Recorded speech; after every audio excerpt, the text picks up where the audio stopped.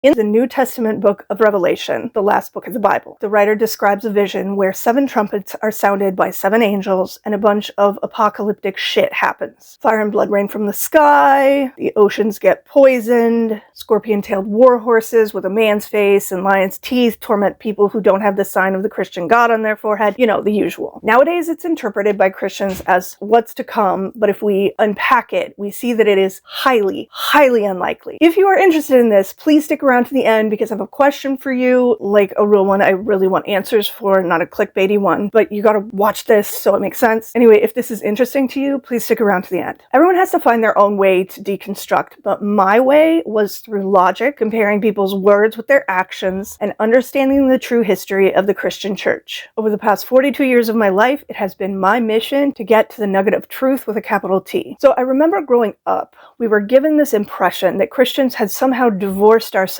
from any atrocities committed in the past. Now I know that's part of the myth and oral tradition of Christianity. Christianity has oral tradition.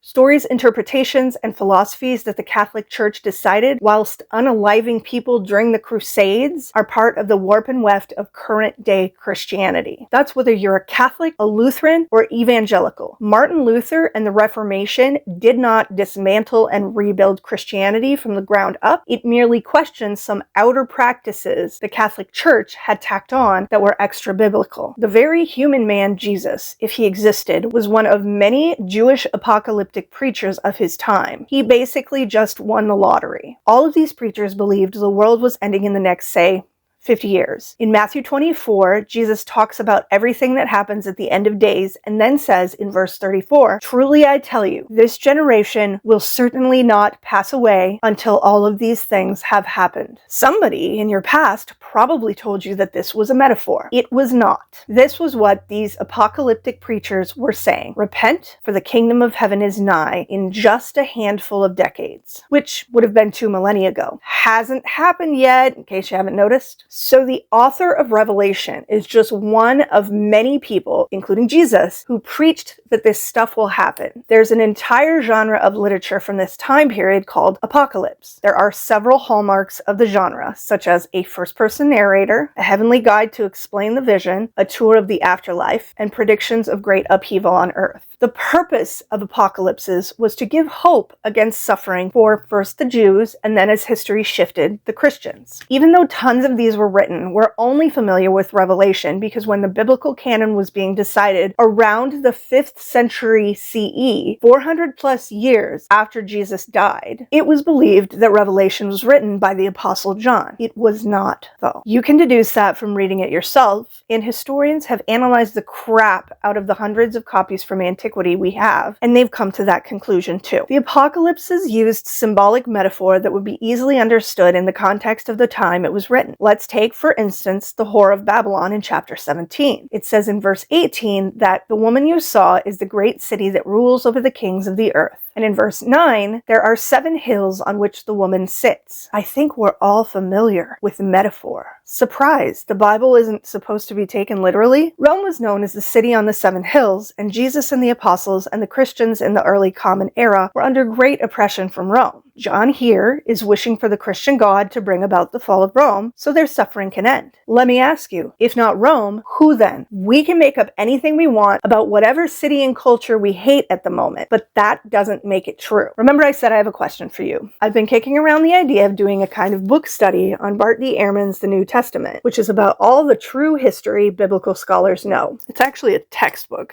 and it's where I got most of the details about Revelation. I would do this series with enough information that you could just watch it and learn, or you could buy the book and read along with me and pick up additional nuggets. I'm not trying to violate copyright or anything, nor am I at all an expert, but I love learning the history of the Christian church because it continues to deconstruct my brain. I just want to share it. Is that something you are interested in? Please give me feedback in the comments and follow me for more deconstruction, Hecate, and spiritual truth seeking.